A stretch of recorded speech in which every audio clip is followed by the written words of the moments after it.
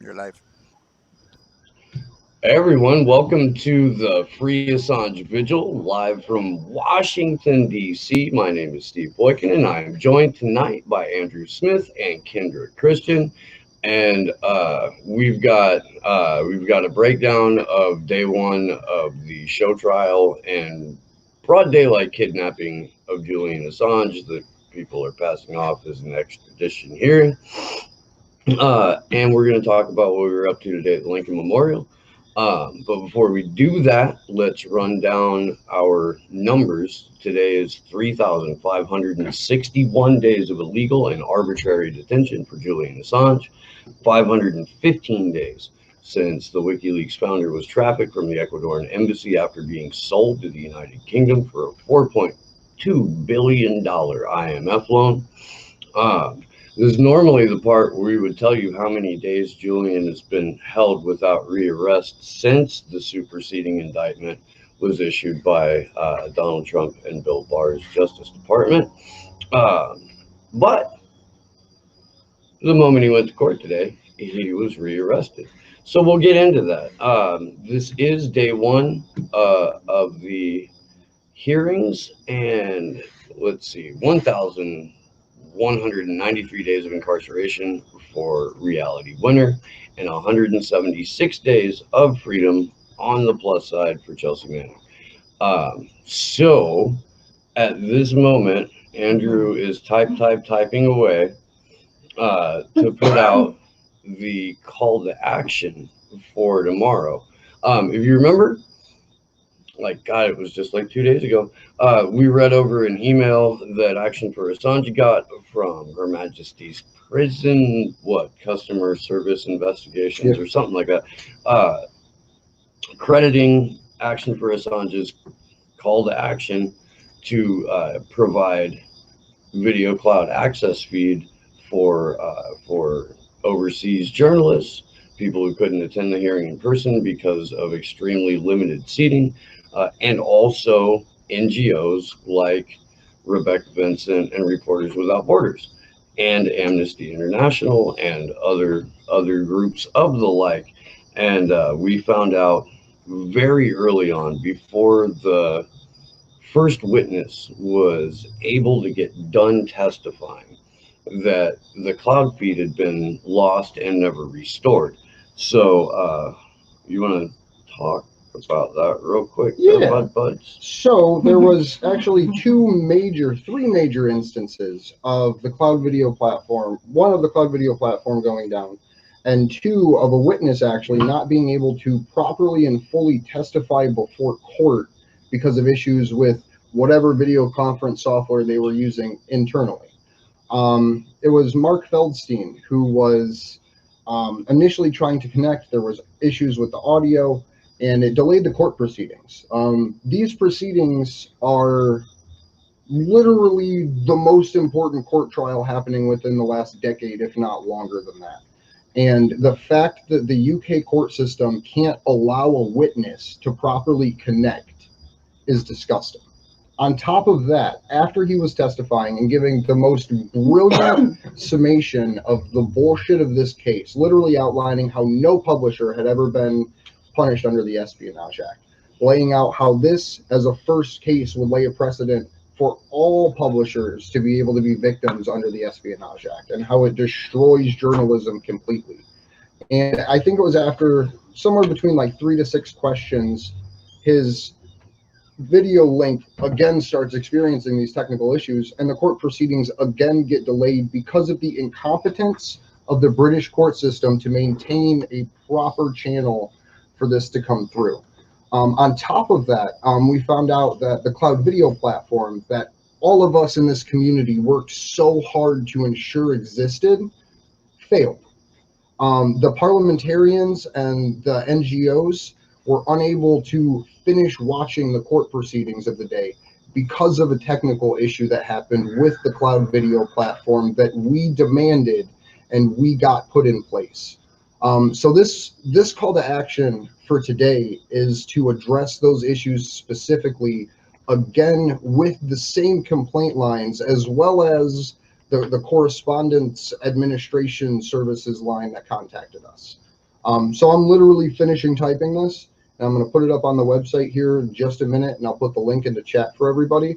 But we need to get this moving and circulating as fast as we can, because this can't be allowed to happen for a second day. This is the most important court trial in modern human history, and it cannot go and proceed in the dark. It cannot happen with witnesses disconnecting, and it's up to us as a community to apply pressure to these people that is necessary for us to be able to do this. So I'm finishing this up, probably like 2 minutes away from being done with it. But on top of that, we also have a call to action in conjunction with Reporters Without Borders for contacting congressional candidates. That link is down in the description. And I'd recommend everyone please get involved with that if you haven't already sent those emails out. I put it out at about 4:30 this morning before I got 2 hours of sleep before getting up to continue. So I'm going to update it later this evening with another list of congressional candidates and potentially office holders. I went through every single libertarian candidate from the East Coast and picked out the federal congressional races, House and Senate, as well as brand new Congress and Justice Democrats.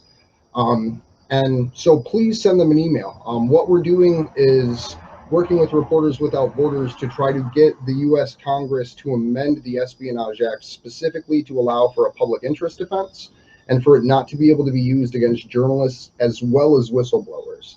And on top of that, in that same document, Reporters Without Borders is, in so many words, demanding an open national dialogue about what has happened to our free press and how it has been destroyed in such a way. So if you can get involved with that, that would be absolutely awesome. Hopefully before midnight tonight, I can add another list, but it'll definitely be before I go to bed this evening. I will indicate which ones are archived from the previous days. And this, every single day, I'm going to be putting on more congressional candidates and more congressional candidates. And once we run out, we'll move to another set of people. So please get involved with this. Please stay involved with this. The Reporters Without Borders is going to be an ongoing action throughout the whole process of Julian's trial and maybe beyond. Well, and that was another thing today too, right? Didn't they not take the Reporters Without Borders petition? Did they put together? Yeah. That Rebecca Vincent and Stella Morris personally delivered to number 10 Downing Street, where the Prime Minister, Beaker from the Muppets, I think, but with like a little bit blonder hair. Bojo. He really serious. Like, I understand that people in the UK call each other Muppets from time to time, but like this, he really looks like a Muppet. It's just the funniest fucking part cartoon is if you picture him as a puppet, like, yeah, it's literally what it's doing. Yeah. So, our good friend Tarek Haddad has a post up on, I believe it's his personal blog and not Watchdog. But we're gonna go through it a little bit here, and I'm sorry about the massive lean in. I think a wireless mouse is going to be on our. It's inside in the electronics box. Right. So I mean, it might help. Probably. Anywho, let's dive right into Tarek's article, because what happened today is just, it's so goddamn maddening on every single possible level. To start with, the Old Bailey had constructed a fishbowl like the one that he had to sit in Westminster Magistrates Court back in February. So they constructed the human zoo for Julian Assange because it didn't exist there prior to this. He was, again, it took like 5 hours to move him across the hall and then down the road. Strip searched, was subject to prolonged waiting times in different rooms by himself with no communication whatsoever. Today was the first time in 6 months he'd seen his lawyers, for fuck's sake. So, jumping into Tarek's article, Glaring irregularities in the application of justice were on display yet again as Julian Assange's extradition proceedings moved to London's Central Criminal Court on Monday. Lawyers for the WikiLeaks publisher argued that the U.S. Department of Justice filing of an updated and superseding indictment on July 29th, which came 2 days after the lawyers' deadline to submit skeleton arguments, constituted an unfair abuse of process that they had not given them or their client sufficient time to prepare. They formally asked for the new matters to be withheld. I am going to give everyone a guess as to what Judge Vanessa Baraster, the concierge for the U.S. State Department, had to say about that. You have no. I want you to take a guess, but you can absolutely keep reading. Sorry, everybody. I had 3 hours of sleep, which might have been the most in the house. I had about an hour and 45 minutes of broken sleep. I started doing the heat transfer iron-ons for the vinyl on the shirts and stuff like that. I started at like 3 o'clock in the morning, and it was about 20 till 7 when I was like, fuck it, I gotta get a nap in. And by 8:30, I was back up and pouring coffee down my gullet. Right. But yeah, by all means. Where are we? Mark Summers. Mark Summers, QC, representing Assange, told the court that introducing a new indictment at the 11th hour was both extraordinary and abnormal. The district judge, Vanessa Baraster, ruled in favor of the prosecution, allowing the superseding indictment to stand as is. Following the ruling, Summers made a further application to delay the hearings until January 2021, telling the court it would be an impossible task for the defense to deal with these fresh allegations in any meaningful way without the delay. Neat. Excuse me. But Baraster again sided with prosecution lawyers, insisting that proceedings go ahead as scheduled for the coming 3 to 4 weeks. The ruling came although Assange himself was yet to see the new allegations leveled against him. It had only seen his lawyers for the first time in 6 months earlier in the day. Edward Fitzgerald, QC, also representing Assange, told the court how access to their client was limited to whenever the publisher could access the payphone in HMP Belmarsh, with lawyers scrambling around a mobile phone to try and hear the conversation. I mean, on its face, weird. Okay. Anywho. Real quick, the call to action is up, and I put the link in chat. I just want to throw that out there. Baraster's ruling stood in firm contrast to her handling of the new U.S. indictment, a new 49-page document that radically alters the timeframes of the alleged wrongdoing and that had introduced previously unmentioned conduct that Assange is alleged to have perpetrated. The indictment was accepted without challenge or condemnation, and Assange himself was discharged and rearrested earlier in the morning's proceedings so that the new U.S. extradition request could immediately take effect. That followed previous accusations of impropriety and partiality after Baraster was seen to be reading off a pre-prepared statement on a ruling that also went against Assange, although lawyers had only just finished deliberating the point in question. I have lost count of how many times this judge has come into court with pre-prepared statements and still had to let the lawyers act it out in front of, I don't know, a couple of people. The answer to that All of them? All of them. Every time he has been in court, there's been a pre-prepared statement waiting for it to be read. And when it first started, we had Tarek on with us, and we talked about it, and he said, well, the judge could change her mind based on the argument, blah, blah, blah. But at this point, I think that was Mo. It is beyond irreprehensible that there is pre-prepared statements at all. This judge at least should have the mental capacity to think about what to say and make a statement of their own, and not just read pre-prepared statements by the Department of Justice. Yeah, that's fair. Yeah. Yeah. And we should be able to hear what's going on, from quite a few different people who are wanting to listen and have their own perspectives of things and share with us what's happening in the hearing. Absolutely. I'm going to jump back into this though. Yeah. It also followed Barrester's refusal to address a number of other abuse of process violations, such as the ongoing spying on Assange's meetings with his legal team while in the Ecuadorian embassy in London, a fact in itself that would be sufficient to throw out any other legal proceedings. Nonetheless, the hearings continue. Assange will be presented at the Old Bailey again on Tuesday, remaining as a silent observer in the glass dock of courtroom 10.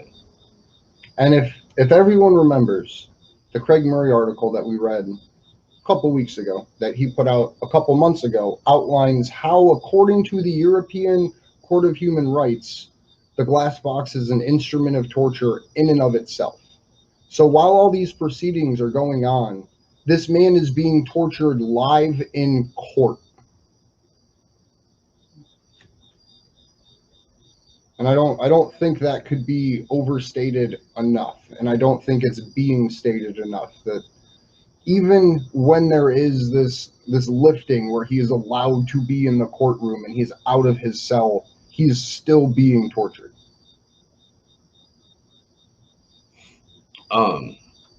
Josh, if you could cue up the DEA Twitter post with Kristen Crampson talking about this exact thing. All right, I'm playing. Day of disappointment here.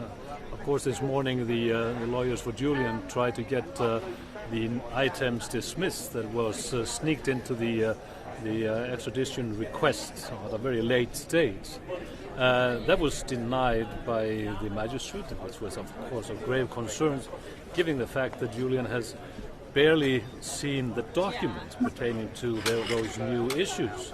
But that was denied, and Julian's lawyers then, of course, were forced to ask for adjournment, so he could actually, that is Julian, could actually familiarize himself with the facts of the matter and prepare for his defense, and for the lawyers as well. I mean, let's face it, the Americans have had 10 years to prepare this case. Julian's lawyers have been working for a year on the old second superseding indictment. Throwing this in at the last minute now is an absolute insult to the UK courts and to Julian and to justice. Now, when Barreto then denies the request to adjourn, so Julian and his lawyers get ample time to prepare, that is denying him of all his rights to defend for his life. That is a gross violation, and it needs to be addressed upon appeal and on every level that can be found. This is no justice. This is no justice at all.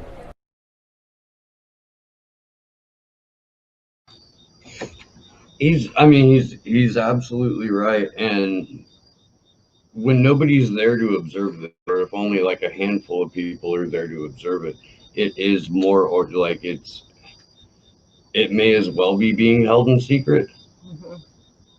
And this is a demonstration of just how many human rights the Five Eyes nations will abuse in order to make an example out of a journalist and publisher, to show anyone else who would dare tell the truth what's coming to them. That's what this amounts to. And it's just that, that continued loop of, it almost sounds so absurd when you talk to people about it, even on the street. 6 months, he hasn't, people, how something hasn't been done, and they've tried, and it's, oh no, it's the prison's fault. Oh no, I have no power here. Oh, I have no power here.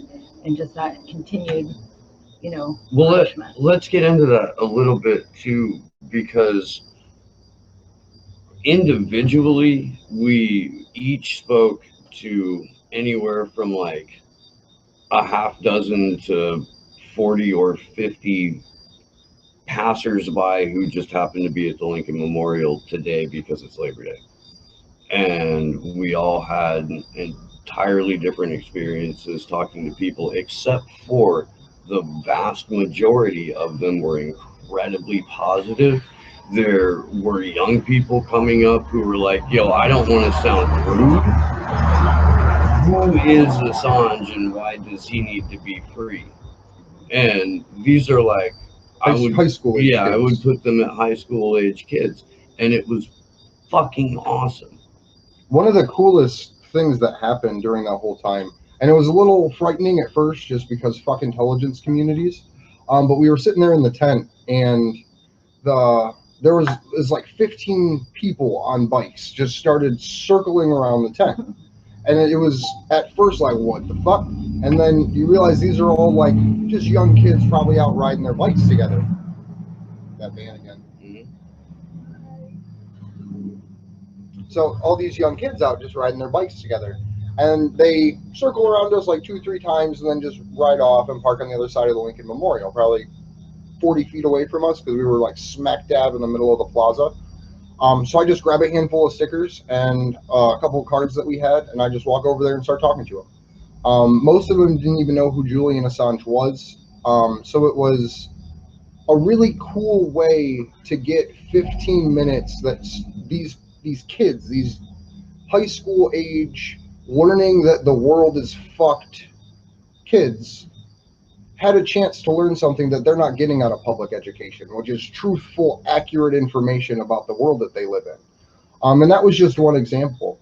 There was another one where, and this is just talking about the interactions with like high school age kids, where there was a girl that came up and she had a couple younger brothers and sisters with her. And I don't find it inherently appropriate to use the strongest of language like you would use with an adult in regards to this, and using legal terms most kids won't understand. So I broke it down in such a way that I explained what extradition was without having to use the words. And I more or less told her that Julian Assange is a journalist that ran a website that exposed corruption.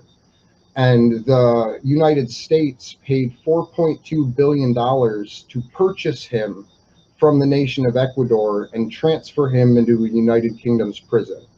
And if the hearings that he's facing are allowing him or come to the point that he is allowed to be sent to the United States, we lose everything we have known to understand as the First Amendment. And this 14, 15-year-old girl just says, well, 2020 just got way more fucked.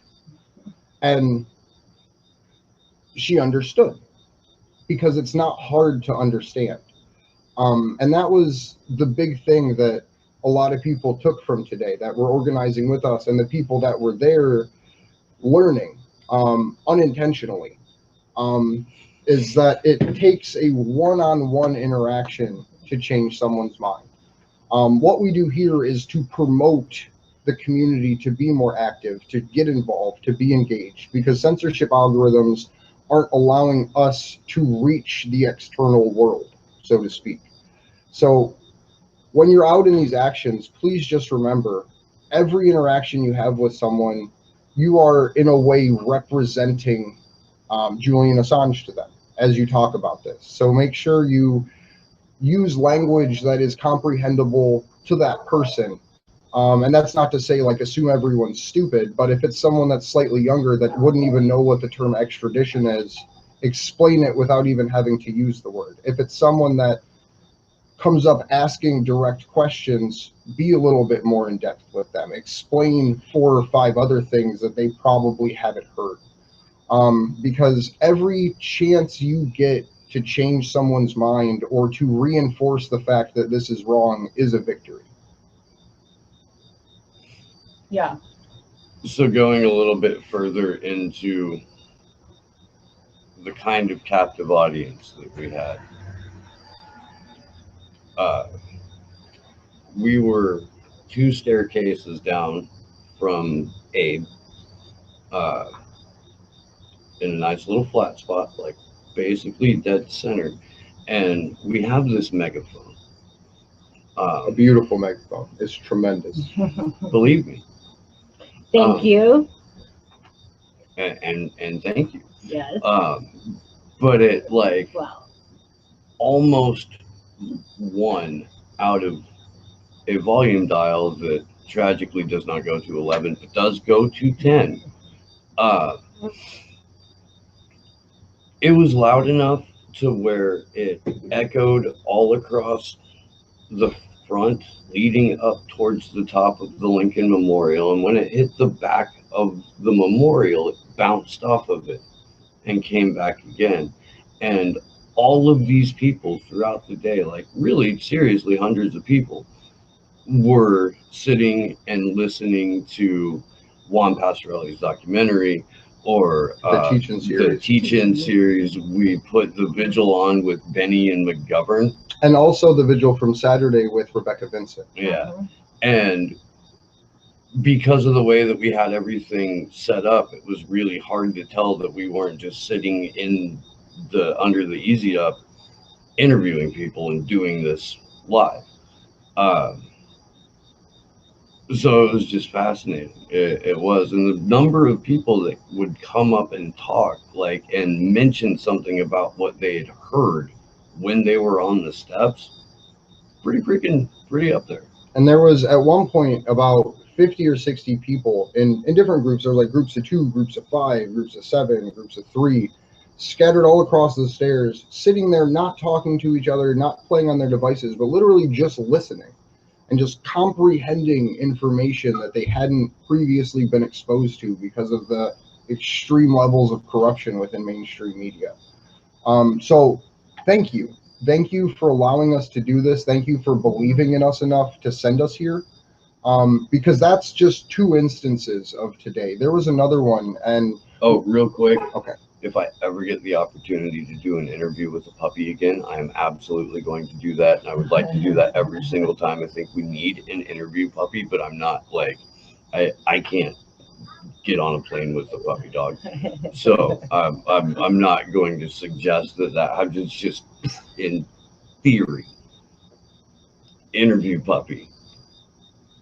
The puppy was great too. It was like, I mean, but everybody there today, you know, the whole group, the whole A4A group, I mean, we all had so many positive interactions. I mean, it was like across the board. Of course, there's always a few negative ones, but that's okay. A lot of times that can be the opportunity for more. And like in some of those cases, other people around came up and talked to us, and we got to talk to them for a while. They're like, oh, that's good, you know, whatever, what's this about? You know, so it was really, it was an effective action. And one thing that I think was really neat about it too is it's something that you can do in your community. It's an effective small action to start, and it's nice to bring, you know, people come in because they're listening to some really intense stuff that they have not heard. You know, it's interesting, and it was excellent conversations. I mean, we did the yellow ribbons all up and down. You know, we went through 2 big spools of ribbon down the trees. And Kimber got an amazing video of that too that she's going to be producing and putting out. Yeah. Yeah.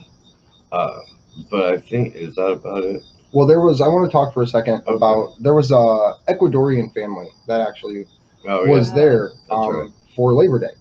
And they came up and were immediately supportive, immediately knew who we were talking about and the general timeline of what was going on.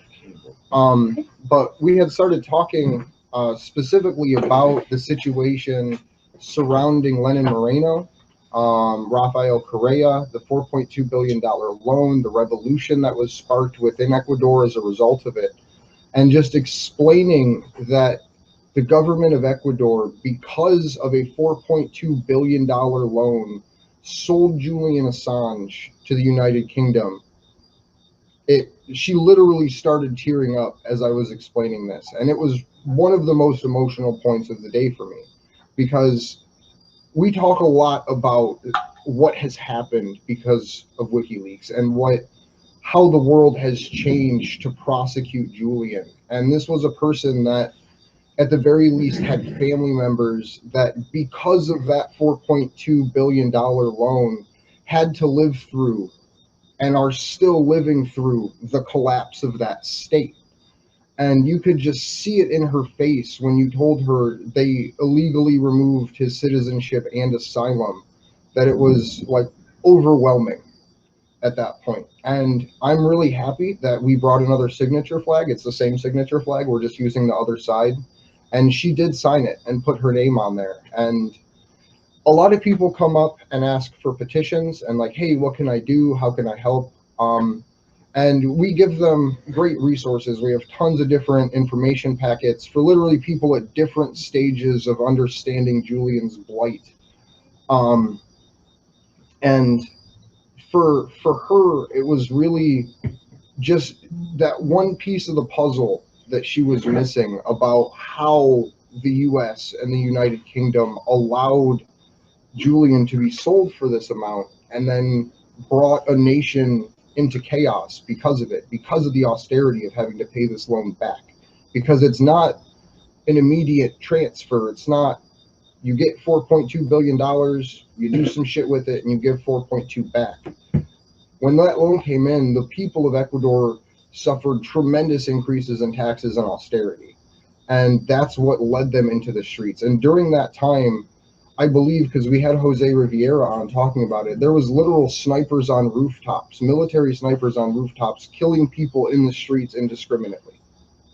And you could see that in her without even having to say that those events happened. And that, it was powerful, and it gave me, at least personally, a different way of looking at this situation, because a lot of it is analytical. We try to remember everything that happened in a specific order and time. We try to get rid of the propaganda and disinformation to get everything correct. And then you're faced with someone who felt the consequences of the information that you have, and it's powerful. It is powerful. I, on the other hand, got distracted by what may have been a federal agent who was dressed up like Abraham Lincoln. That did happen. That totally happened. Yeah. We gonna go over Kevin's article? Yeah, we could. It's just really small. I'm just gonna pass this real quick. Seat swaps. It's musical hosts. Do you have it up, Josh? Yes. So this is basically recapping what Tarek said, but there's some more detail, and it is definitely worth discussing. Let's jump down to Yeah, hit Control Plus if you want the text bigger. well, I'm trying to look for a spot here. Here we go. Mark Summers, a lawyer for Assange, referred to the two general allegations, count one, which involves an alleged conspiracy to release, quote, national defense information, end quote, and count two, which is an alleged conspiracy to commit computer intrusions under the Computer Fraud and Abuse Act. By adding new material, prosecutors believe they can extradite Assange even if they do not convince the court that publishing disclosures from PFC Chelsea Manning was a criminal act. The defense focused on the fact that multiple alleged co-conspirators of Assange, when it comes to the hacking elements, were the subject of trials in the U.S. and the U.K. a decade ago. Siggy Thordarson, who is the teenager in the third indictment, was mentioned by the prosecution in a filing in 2019, so they could have included any material from Thordarson in the previous indictment. As the defense noted, Thordarson was convicted in Iceland of fraud, theft, and the impersonation of Julian Assange. He also sold merchandise through a WikiLeaks store without authorization and embezzled 50 grand. Omitted from this article, but also part of the public record, Siggy is also a convicted pedophile and a certified sociopath, and FBI informant. So That's a great cocktail. yeah, high caliber witness. The Icelandic Interior Minister of the time is reported to have ordered a number of FBI prosecutors who had arrived in Iceland to investigate the teenager's claims to leave Iceland. That is correct. The Icelandic Interior Minister ordered the FBI the hell out of Iceland, and that is awesome. The Interior Minister made statements at the time and has made statements since that he believed the investigation was in order to frame Assange, the defense stated in their argument. Prosecutors entirely omitted the fact that the alleged co-conspirators Sabu, Hector Xavier Munsinger, Topiary, Jake Davis, and Kayla Ryan Aykroyd, really Aykroyd, neat, were prosecuted before the Southwark Crown Court in the UK for their alleged involvement with Lulzsec in hacking.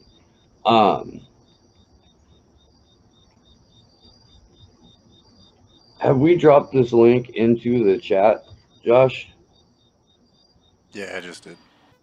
Right on. And then, yeah, this is basically just recapping the fact that the defense put forth an argument about it, and once again, concierge of the U.S. State Department, Vanessa Breitzer, come back in. Yeah.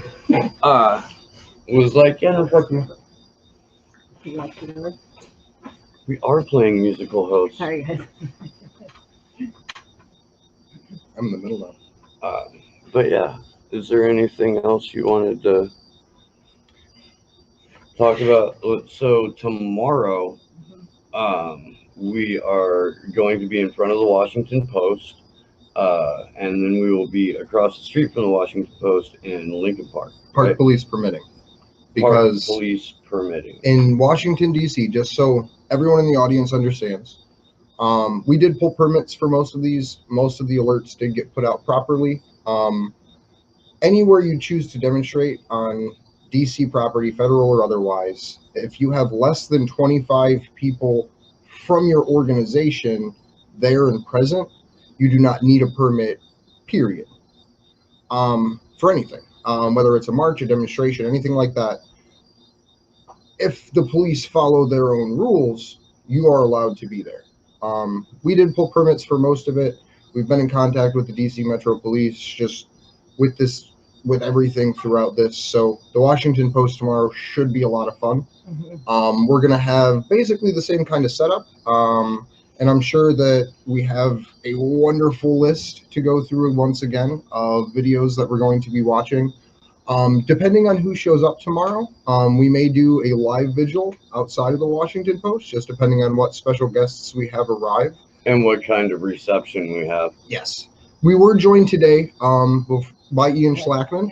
Oh yeah, and Franco from Yeah. Frank Analysis. He came Yeah. out. He and he said he'll be back and he wants to do some live streaming from a location of an event.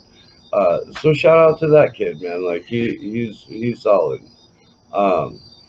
And yeah, the brother Ian came out.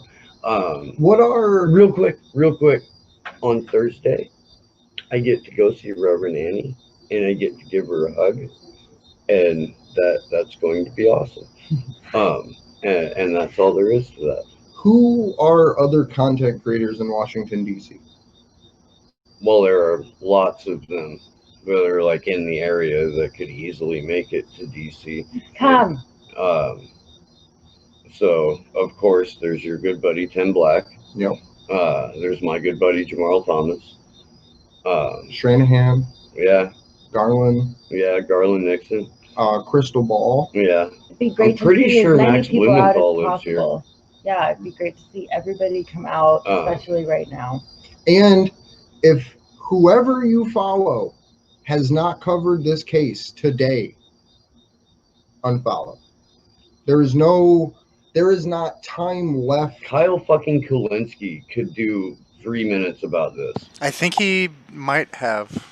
recently. No, I mean that he did. I saw Misty say something about it, and I will believe her. Mhm. So look at the people you follow and look at what they've covered today. Because if it is not breathlessly Julian Assange, because they did not organize on the ground protests, consider unfollowing and pulling support. I don't like taking that position and being aggressive, but there's not time left to get content creators and independent journalists to our side. There are sides. And there are those who will speak out, and there are those who won't. And if you won't speak out, why do you have a platform? We know what side you're on. But also, you like, and for me, you know, make them block you instead and say, hey, why aren't you, you know, cover this? Like, we really need to cover this. You know, really stress to people, hey, the free press goes with the extradition. There is not time. These are like special administrative measures, even with the appeal, everything like that. There's not time. It's the punishment. You know, the process is the punishment. So Who that's did we like, go through Sam's with? really have to push that. A lot of people. We did Sam's with for 3 or 4 different vigils. Yeah. Yeah. Yeah. But hopefully people, you know, I mean, I've had some success even just saying, like, you know, in the polite way, like, hey, really need you to cover it. And we'd appreciate your support too, saying, hey, why don't you join A4A in DC at their actions? Here's the schedule. There were a bunch of people who participated in pushing the MPP folks to actually say something about Julian Assange, and they did.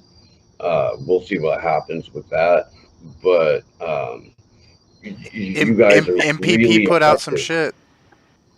They Yeah, did. I was shocked. Like, never doubt for a moment that you aren't effective. You are. You guys are a fucking force. Brutally. Because there is no one else that has organized themselves in such a way to do this. If you look at the way other people make videos and get their audience to respond, they don't ask their audience to take a stand. And when they do, it's generally in passing or by asking for donations. So to circle back before we wrap up, we are putting out a new call to action every single day. If you have found a content creator that did not release content about Julian Assange today, email us, info@actionforassange.com, because we would love to have a group conversation with them about why it's so important. That's fair. That's fair. Yeah. I'm Andrew Smith. You can find me on Twitter at Andrew Zigmund, Zigmund. I want to give a special thank you to Ian for stopping out today, for everybody in the audience that has helped make this possible.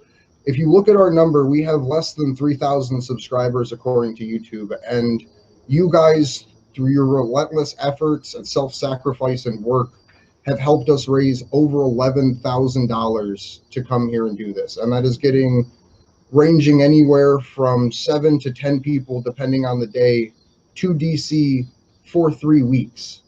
And that's basically housing, basically sort of food.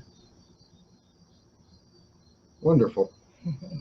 But yeah, thank you. The truck. The truck. Oh yeah, the truck. Oh yeah, this thing. Truck. So when one of We're the going back A4A team, yeah, There's when too one, much going on. Pluseal on Twitter, she did a separate crowdfunding event to get the WikiLeaks truck that we had back in February back up here, and was able to just crush it. And when the driver of the truck showed up today, he was like, oh, hey, when they printed the signage for the truck, they printed an extra back panel, and here you go.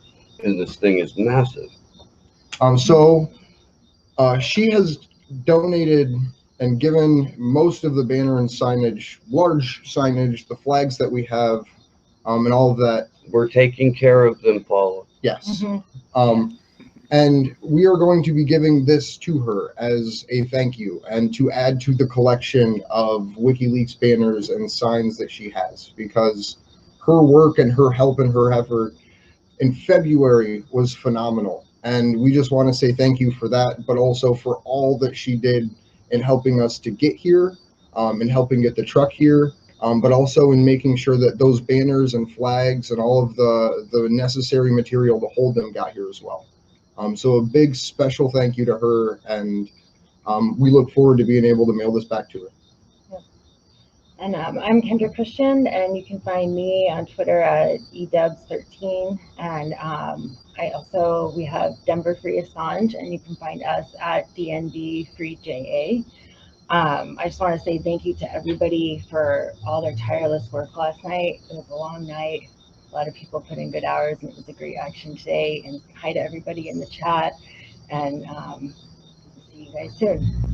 I'm Steve Boykin, I host a show called Slow News Day. You can find it on YouTube by typing Slow News Day Podcast into your search bar. I'm also on the Rockfin, Indie Live, and so is Action for Assange. Thank you very, very, very, very, very, very, very, very, very, Rob. Very, very, very, very, very much. And real quick, just so everyone knows, whatever. You owe Misty some jazz hands too. That's why I picked it back up. But whatever's left from the GoFundMe, when we are leaving DC, we'll be going to multiple different WikiLeaks support groups, whether it's Courage Foundation, whether it's Stella Morris's campaign, whether it's defend.wikileaks. We will be sending whatever is left divided proportionally to multiple different groups that are doing amazing work and could use a boost in support. Thank you. Yeah, and if you like what you see, you can find us on Twitter at action_4 Assange.